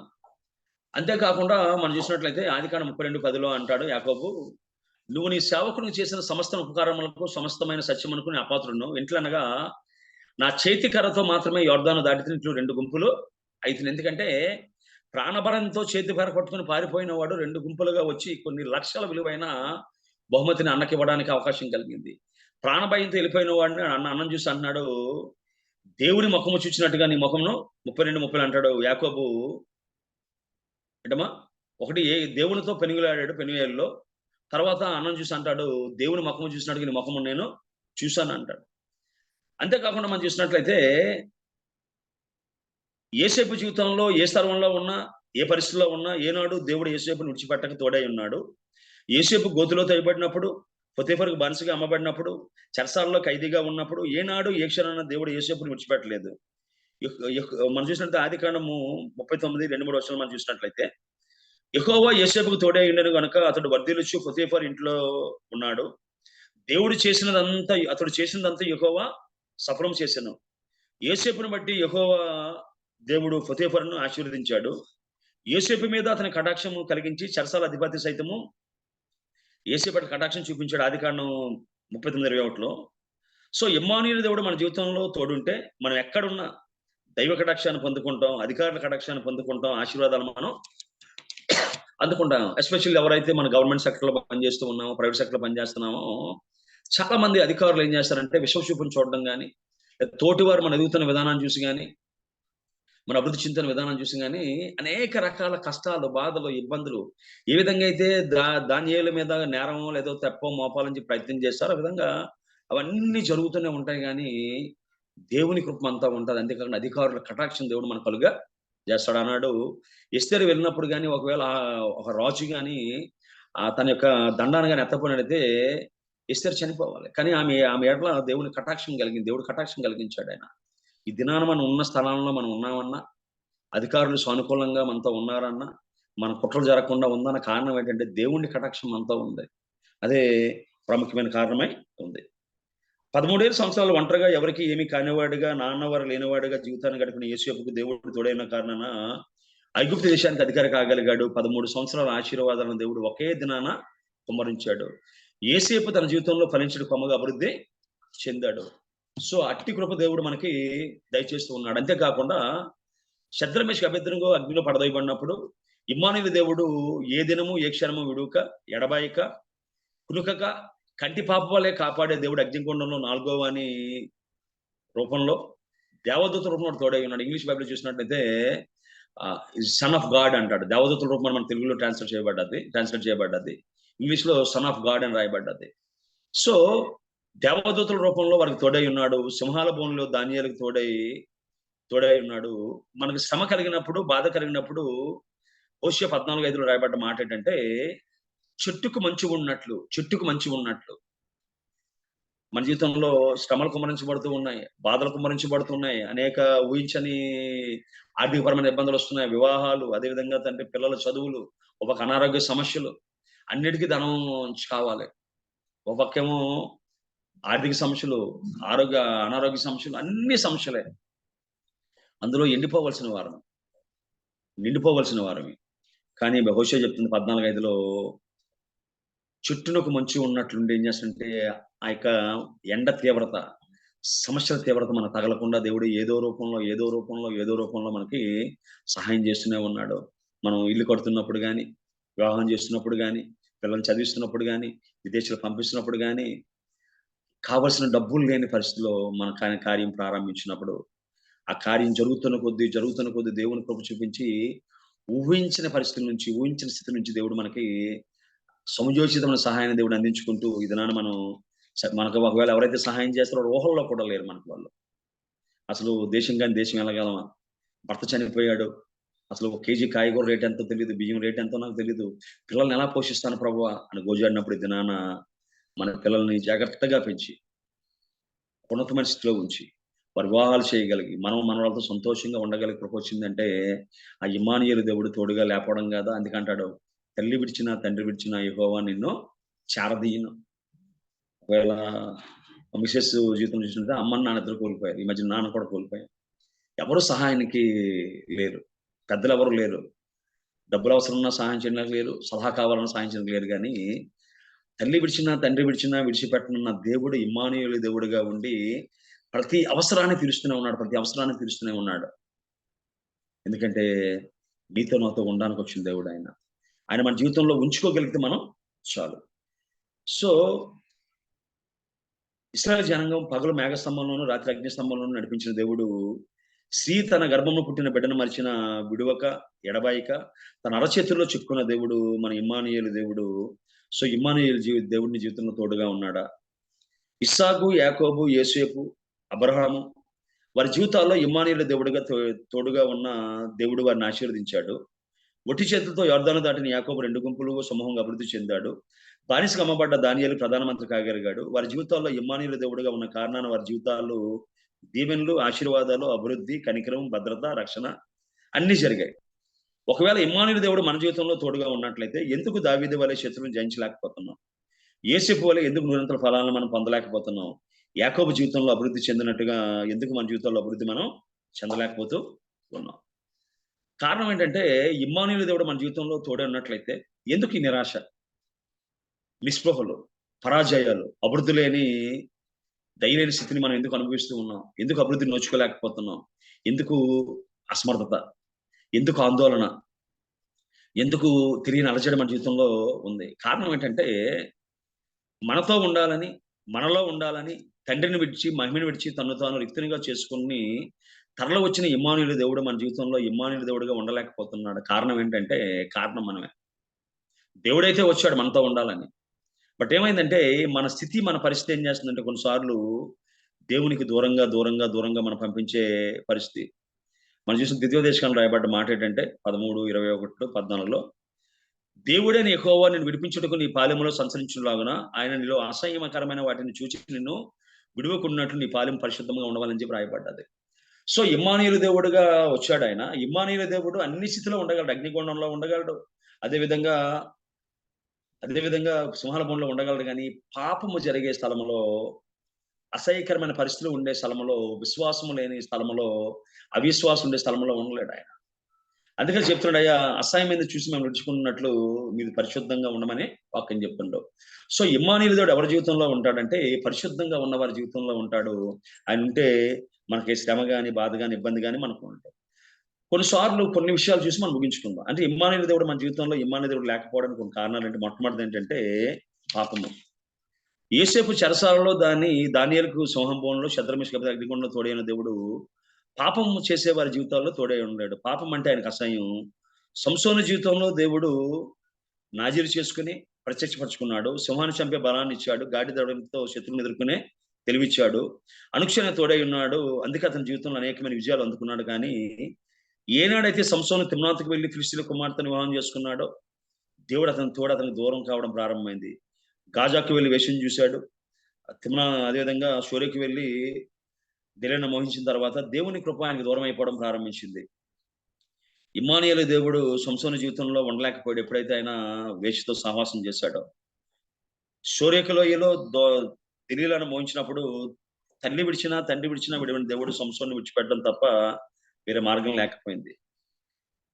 న్యాయాధిపతులు 16:21లో యెహోవా అతని ఎడబాసినని అతనికి తెలియకుండెను.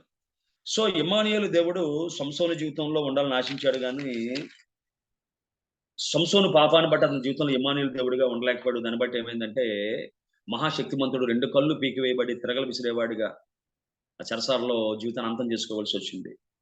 అదేవిధంగా అల్ప విశ్వాసము, అవిశ్వాసం ప్లస్ అల్ప విశ్వాసము ఈక్వల్ టు 0.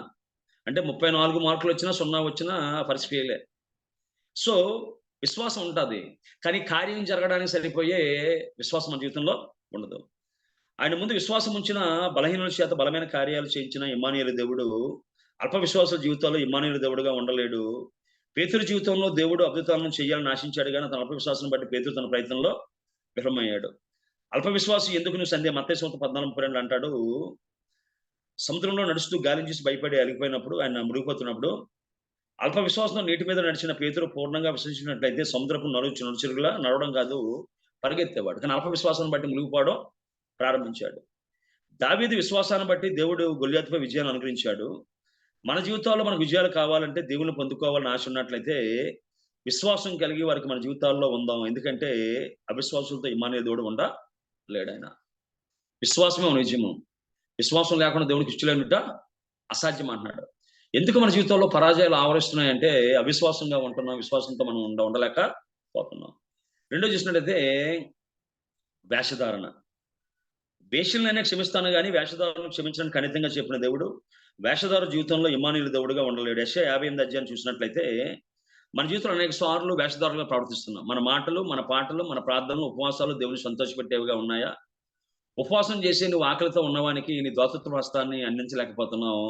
ఆదివారం నువ్వు ఆలయంలో ఆనందంతో పరవశించి పాటలు పాడుతూ నీ పనివారి చేత కఠినమైన పనిని చేయిస్తున్నావు. యెషయా 58:3 చెప్తాడు. మరోపక్క కలహాలు, వివాదాలు, అన్యాయమైన గుద్దులాట్లు, వీటితో కూడిన వేషధారణ భక్తికి విసిగి మనతో ఉండాలని వచ్చిన ఇమ్మానుయేలు దేవుడు విడిచి వెళ్ళిపోతున్నాడు. మనం చూసినట్టు అన్నయ్య చెప్పారో భక్తి లేకుండానే కొంత ధనం దోచుకుని వాళ్ళు అక్కడ వేషం వేసినప్పుడు ఆ వేషధారణకి మరణమైన శిక్షగా వచ్చింది. సో నీతో, నాతో, మనలో ఉన్న దేవుడు మన హృదయ స్థితిని, రహస్యాన్ని ఎరిగిన దేవుడు. మన వేషధారణతో కూడిన భక్తి సంఘంలో, సమాజంలో గంట పొందొచ్చు, కానీ ఇమ్మానుయేలు దేవుని యొద్ద దీవెనలు మనం పొందలేమంటున్నాడు. అంతేకాకుండా అబద్ధాలు ఆడేవారితో మాట తప్పేవారితో ఇమ్మానుయేలు దేవుడుగా ఉండలేడు. ఎందుకంటే అబద్ధం ఆడేవాడు అపవాది సంబంధి. అబద్ధానికి జనకుడు, సాతాను పిల్లలతో దేవుడు సహవాసం చేయడు. అన్నయ్య చెప్పారు వారి జీవితంలో అబద్ధం ఆడి పరిశుద్ధంగా వ్యతిరేకంగా ప్రవర్తించి మనుషులతో కాక దేవునితో అబద్ధం ఆడారు. వారి జీవితాలు ఆశీర్వాదాలు పొందవలసిన వారు అధోపాతాళానికి పడిపోయారు. అబద్ధం వారి నోట రాగానే వారి ప్రాణం అనంత వాయువుల్లో కలిసిపోయింది. ఇమ్మానుయేలు దేవుడు నీ జీవితంలో ఇమ్మానుయేలు దేవుడుగా ఉండాలంటే ఆశ నీకు ఉన్నట్టయితే సత్యవంతులైన దేవుని ఆత్మతోనూ సత్యంతోనూ ఆరాధించాలి. సో అటువంటి పరిస్థితి మన జీవితంలో మనం కలిగి ఉండగలగాలి. అబద్ధం ఆడనారని దేవుడు బిడ్డలుగా మనం అబద్ధం ఆడనారని వారిని మనం ఉండగలిగి ఉన్నాం. అంతేకాకుండా ఎవరైతే దొంగతనం చేశారో ఆ దొంగతనం చేసిన ఆకాన్ అన్నవాడు చనిపోయాడు. సో మన జీవితంలో ఇటువంటి పాప సంబంధమైన విషయాలు ఏమన్నా ఆయనకి ఇష్టం మనతో ఉండడానికి, కానీ ఆ పరిస్థితుల్లో ఆయన ఉండలేడు. తెలుగులో సామెత ఉంది, పొమ్మనకుండా పోగొట్టారని. చుట్టాలు ఇంటికి వచ్చినప్పుడట ఒకవేళ చుట్టం వెళ్ళిపోవాలంటే ఆ ఇంట్లోనే ఆ గదిలో వంట వండుతారట, పోక వెళ్ళిపోతాడట. మనం కూడా ఏ దేవుడైతే మనతో ఉండాలని వచ్చాడో, ఆ దేవుడు మనతో ఉండాలని ఆశపడుతున్నాడో, మన పాపపు స్థితిని బట్టి, అవిశ్వాసాన్ని బట్టి, అబద్ధాన్ని బట్టి, దొంగతనపు స్వభావాన్ని బట్టి ఏం చేస్తాడు, మనతో ఉండలేకపోతున్నాడు ఆయన. సో ఈ క్రిస్మస్ సీజన్లో ఏవైతే ఉదాహరణ ఎప్పుడైతే సమరస్తి జీవితంలో యేసుక్రీస్తు రావాలనుకున్నాడో తన పాపాన్ని విడిచిపెట్టింది. కొండను విడిచిపెట్టి ఊర్లోకి వెళ్ళి నేను చేసినవన్నీ అంత చెప్పినవన్నీ చూడరండి అంటే అక్కడే 3 దినాలు దేవుడు ఉన్నాడట. ఉండి ఆ గ్రామాన్ని రక్షించాడు. సుకార గ్రామంలో ఆమె స్వోత్రాలుగా దీవించాడు. అదే విధంగా ఎప్పుడైతే పొట్టి చెక్క ఇంట్లోకి దేవుడు వస్తానని చెప్పాడో, దేవుడు రాకడకి ఆటంకంగా ఉన్న తన లంచగొడితనాన్ని, దొంగతనానికి సంబంధించిన సొమ్మును అంతా కూడా క్లియర్ చేసి పారేశాడు ఆయన. అప్పుడు ఏమైందంటే యేసుక్రీస్తు ఇంట్లోకి వచ్చి అని అంటున్నాడు, ఇంటికి రక్షణ వచ్చి ఉంది అన్నాడు. ఆ ఇంటికి ఇమ్మానుయేలు దేవుడు ఉండే. ఎందుకంటే దేవుడు ఉండడానికి సరిపోయిన పరిస్థితులన్నీ కూడా సరిచేశాడు ఆయన. దావీదు అంటాడు, ప్రభు నీ కాయస్కరణ మార్గం నా హృదయంలో ఉందేమో ఒకసారి నువ్వు పరిశీలన చెయ్యయ్యా, నీ కాయస్కరణ మార్గం ఉంటే దాన్ని నేను తొలగించుకుంటానని చెప్పి అన్నాడు ఆయన. సో మన జీవితాల్లో దేవుడు మనల్ని ప్రేమించి, మనం పూర్తిగా విశ్వసించి, మనకు అప్పగించిన దాన్ని నమ్మకంతో కాపాడుకుందాం. అంతేకాకుండా మోసాలు వేషాలు దాని జోలికి వెళ్లకుండా, ఎందుకంటే ఇమ్మానుయేలు దేవుడు అటువంటి పరిస్థితులైనా ఉండలేడు. మనం కొన్నిసార్లు 10వ వంతు ప్రతిష్ఠితనార్పణ ఇవ్వకే దేవుని యొద్ద మనం దొంగిలించే వారిగా ఉన్నామని మలాకి 3:8 చెప్పబడుతుంది. మన జీవితాల్లో పట్టజాలంత విస్తారమైన దేవుడు కుమరించాలని ఆశ మనకు ఉన్నట్లయితే, దేవుడు మన జీవితాన్ని సమర్పించుకుందాం. ఆయన నుంచి ఆశీర్వాదం, మన అభివృద్ధిని మనం అందుకునే వారిగా ఉండాలని దేవుడు ఆశపడుతున్నాడు. ఒకవేళ మనం ఆలోచించినట్లయితే, పరలోక దేవదూతలతో నిత్యము ఆగక కొనియాడబడి ఇమ్మానుయేలు దేవుడు మనతో ఉండాలని, మనల్ని ఆశీర్వదించాలని, దీవించాలని, అనుక్షణం మనతో ఉండాలని, మనలోనే ఉండాలని ఆశపడి వచ్చాడు. అందుకని ఆయన ప్రేమను బట్టి మనతో సహవాసం చేయగలడు. కానీ ఆయన పరిశుద్ధిని బట్టి పాపం చేసేవారితో, అల్ప విశ్వాసులతో, అబద్ధం ఆడేవారితో, వేషధారులతో ఆయన ఇమ్మానుయేలు దేవుడుగా ఆయన ఉండలేడు. ఒకవేళ క్రిస్మస్ కాలంలో తిరిగి నూతనంగా జన్మించబోతున్న యేసయ్య పవిత్ర హృదయాల్లో కల్మషం లేని భక్తితో మన జీవితాల్లో మరొకసారి ఇమ్మానుయేలు దేవుడుగా ఉండమని ఆహ్వానిద్దామా?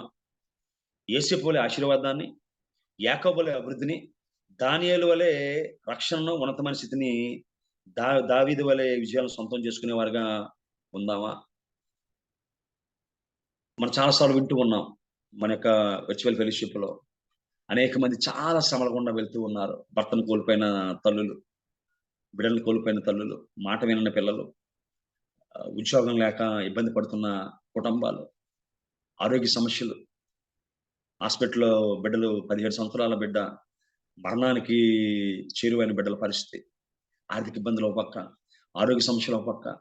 అన్నిటికీ పరిష్కారం ఏంటంటే, ఒకవేళ ఇమ్మానుయేలు దేవుడుగా మన హృదయంలో అడుగు పెడితే చాలు, మన గృహంలో అడుగు పెడితే చాలు. ఒకవేళ మన జీవితంలో మనకి అనారోగ్యం ఉందా, పేతురు ఏమన్నా తన అత్తగారింటికి ఆహ్వానించాడు దేవుణ్ణి, గద్దిస్తే జ్వరం పారిపోయిందంట, తిరిగి సేవ చేసినట్టుగా వాక్యం మనకి సెలవిస్తూ ఉంది. యేసేపు జీవితంలో దేవుణ్ణి నిలుపుకున్నాడు. అన్ని అన్నదమ్ములను కోల్పోయినా, ఉద్యోగాన్ని కోల్పోయినా దేవుని తన విధంలో నిలుపుకున్నాడు. యెహోవా విరుద్ధంగా దుష్కార్యం నేను చేయలేని చెప్పి అన్నప్పుడు, గోతులో ఉండవలసిన అసలు భూమి మీద ఉన్నవాడు కూడా సింహాసనానికి ఎక్కినా పర్లేదు, గోతులో ఉన్నవాడు సింహాసనానికి ఎక్కడంట. Pit palace, president to prime minister.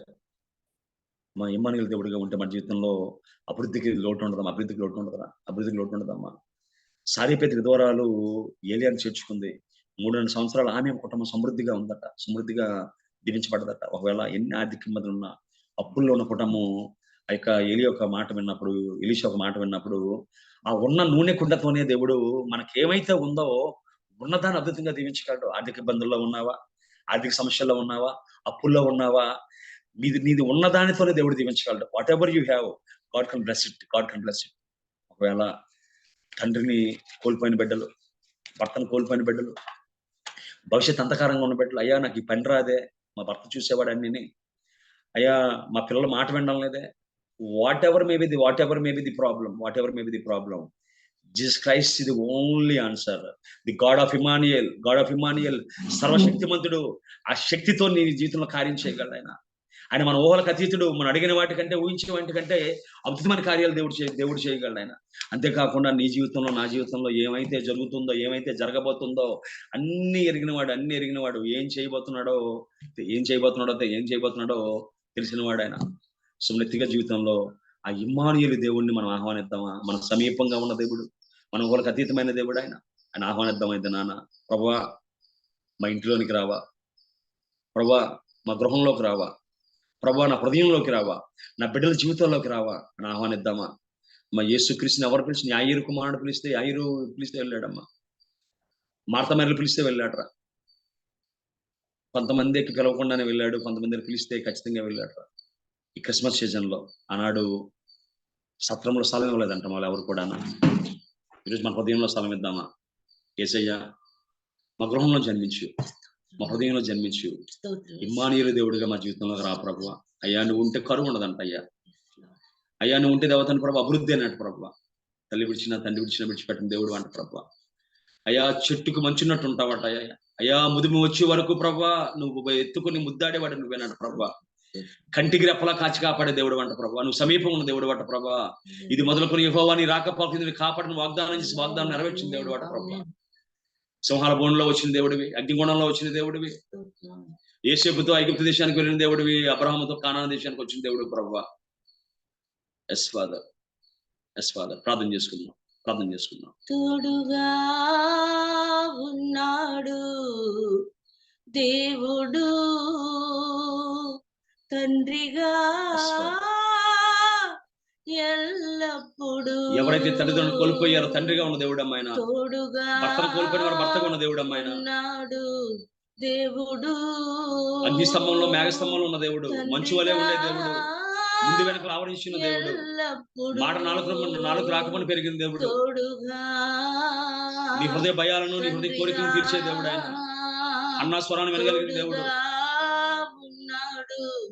దేవుడు ఇస్మాయిల్ ఏడుపుని ఎడారిలో విన్న దేవుడు, తండ్రిగా ఎల్లప్పుడు. ఇమ్మానుయేలు నామములోనే ఉన్నది దేవుని ఆశ్రయము. తండ్రి కుమార ఆహ్వానితమైంది పరిశుద్ధాత్ముడు దేవుడు మనతో ఆయన ఉండబట్టే ప్రమాదాల్లో కాపాడబడ్డాం. దేవుడు ఆయన ఉండబట్టే చనిపోదామని స్థితి నుంచి స్థితిలో ఉన్నాడు. అప్పుల బాధ నుంచి మన చదువుల్లో, ఉద్యోగాల్లో, వ్యాపారాల్లో, జీవనోపాధిలో తోడుగా ఉండగా బట్టే సజీవ లెక్కలో ఉన్నామ్మా. కరోనాలో, హుదూ తుఫాన్లో ఎప్పుడో చనిపోవలసిన కదా, ఆ దేవుడు ఆవరించి ఉన్నాడమ్మా. మన ప్రాణం జీవకోట్లో దాచాడు, కనురెప్ప వలె కాచి కాపాడుతూ ఉన్నాడు.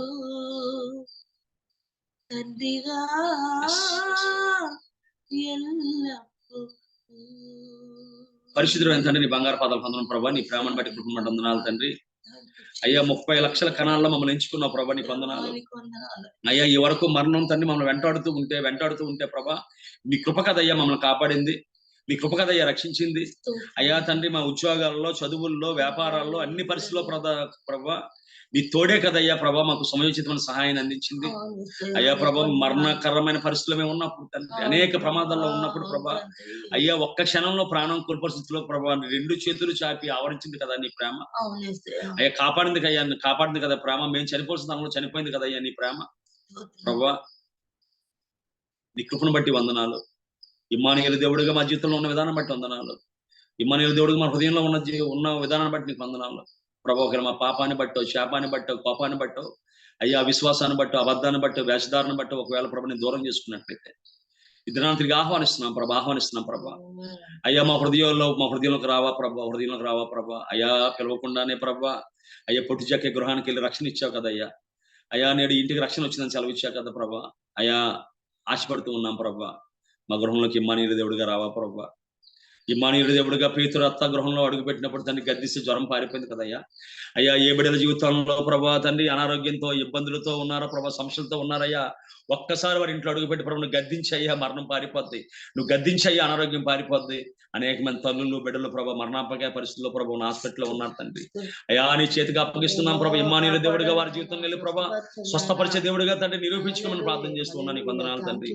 అయ్యా భర్తలు కోల్పోయిన బిడ్డల ప్రభా నిరాశ నిస్పృహలతో ఉండి ప్రభా, అయ్యా భారాన్ని మొయ్యలేక దూరాన్ని ప్రభా తండ్రి ప్రయాణం చేయలేక ఉంటుండగా ప్రభా, అయ్యా వారికి తోడుగా ఉండమని ప్రార్థన చేస్తున్నాను తండ్రి. తోడుగా ఉండమని ప్రార్థన చేస్తున్నాను తండ్రి. ఇశ్రాయేలుకి ప్రభా 40 సంవత్సరాల ప్రభా అగ్నిస్తంభంలో మేఘస్తంభంలో తోడుగా ఉండి వారి ప్రతి అవసరాన్ని తీర్చిన దేవుడివి ప్రభా. అయ్యా వస్త్రాలు ప్రభా పాతగెళ్ళలేదు, జోలు చిరిగిపోలేదు ప్రభా. అయ్యా బిడ్డలతో మీరు ఉండమని ప్రార్థన చేస్తున్నాను తండ్రి. ఎవరైతే ప్రభా తండ్రి ప్రభా మాట వినని పిల్లలను కలిగి ఉన్నారో వారిని బట్టి ప్రభా ఇబ్బంది పడుతూ ఉన్నారో వారి కోసం ప్రార్థన చేస్తున్నాను తండ్రి.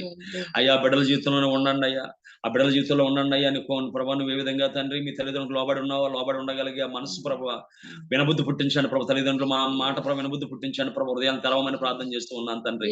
సహాయం దయచేయండి తండ్రి. ఎవరైతే ఉద్యోగాలు వ్యాపారంలో ప్రభా అభివృద్ధి కోసం ప్రభా అదేవిధంగా ప్రభా తన ఉద్యోగాల్లో పొందడానికి ఎదురు చూస్తున్నారో, ప్రమోషన్ ఎదురు చూస్తున్నారో వారితో ఉండమని ప్రార్థన చేస్తున్నాను తండ్రి. అయ్యా ఒక దినాన చెరసాలలో ఉన్నవాడు అయ్యా మనుషుల దినాన ప్రభా తండ్రి ఫరో అంతఃపురంలో ప్రధానమంత్రిగా దీవించావు అయ్యా. నీకు ఒక్క దినం చాలు ప్రభా, ఒక్క క్షణం చాలు ప్రభా దీవించడానికి. అయ్యా ప్రభా మా బిడ్డల చేతి ఇమ్మానుయేలు దేవుడిగా ఉండి ప్రభా ఉద్యోగాల్లో పరిస్థితుల్లో ప్రభా ఉన్నతమైన స్థాయికి తీసుకెళ్ళమని ప్రార్థన చేస్తూ ఉన్నాను తండ్రి. అదేవిధంగా ఎవరైతే ఆర్థిక ఇబ్బందుల్లో ఉన్నారో ప్రభా అడుగు పెట్టండి అయ్యా. మీరు అడుగు పెడితే ప్రభా అయ్యా తండ్రి ఆ దేశంలో కరువు పోయింది అయ్యా. దాని ప్రవేశాకు జీవితంలో కరువు పెడితే నువ్వు అడుగు పెడితే కరువులో నువ్వులంతా ఫలాన్ని పొందాడు తండ్రి. ఎవరైతే ఆర్థిక కరువులో ఉన్నారో, ఆరోగ్యపు కరువులో ఉన్నారో, ఆత్మీయ కరువులో ఉన్నారో అయ్యా వారి ఇంట్లో అడుగు పెట్టండి. నిరంతరం ఫలాన్ని పొందేవారుగా వారు దీవించమని ప్రార్థన చేస్తూ ఉన్నాను తండ్రి. దూరంలో భారంలో ప్రయాణం చూస్తున్న వారు అయ్యా అద్భుతాల కోసం ఎదురు చూస్తున్న వారు చాలా మంది ఉన్నారు ప్రభా. వారిలో గొప్ప కార్యం చేయమని ఇమ్మానుయేలు దేవుడిగా రమ్మని మరొకసారి ఆహ్వానిస్తూ ఈ చిన్న ప్రార్థన మా ప్రభుని ప్రియకుమారుడైన యేసుక్రీస్తు దివ్యనామమున వేడుకుంటున్నాం పరమ తండ్రి. Thank you very much. అయ్యారు మీరు పరలోక ప్రార్థన ఆశీర్వాదం ఉన్నాయి.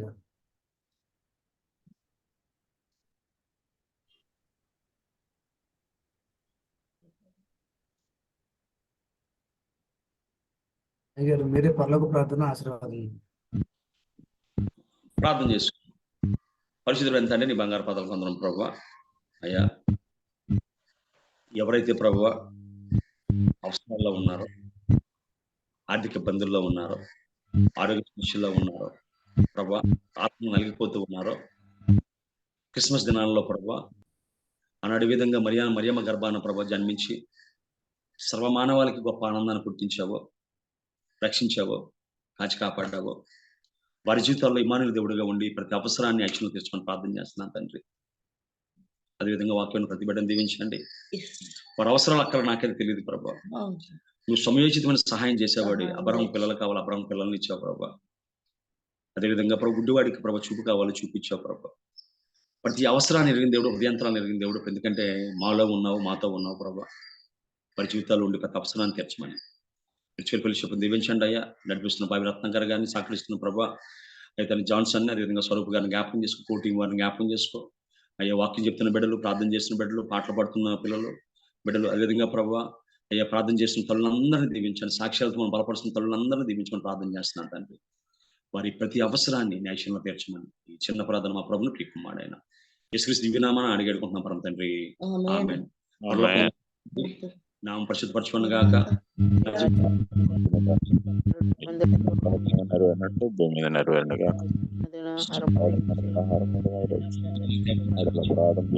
క్షమించడం ప్రకారం అపరాధం క్షమించు. మన సేవలు కీడు నుండి తప్పించండి. ఎందుకంటే రాజ్యము, శక్తియు, మహిమయు నిరంతరం మీరు ఉన్నారు తండ్రి. ఆమేన్. వాక్యం వారికి, పాల్గొన్న వారికి, నడిపిస్తున్న వారికి అని ఇమ్మానుయేలు దేవుడిగా సదాకాలము తోడే మన అవసరాల్లో తీరుస్తూ నడిపించును గాక. ఆమేన్. Amen. Amen. Amen. Hallelujah. Praise the Lord. Thank you so much, Ayyaru, for the wonderful word. ఎంతగానో ఆస్వాదించబడ్డాము, దీవించబడ్డాము. మీకు దేవునికి వందనాలు. సావాసం తరపున మీకు మా హృదయపూర్వక వందనాలు గారు. ఈరోజు మీ అందరికీ వందనాలండి. Have wonderful Sunday today. Thank you అండి అందరికీ. Praise the Lord. Is the Lord.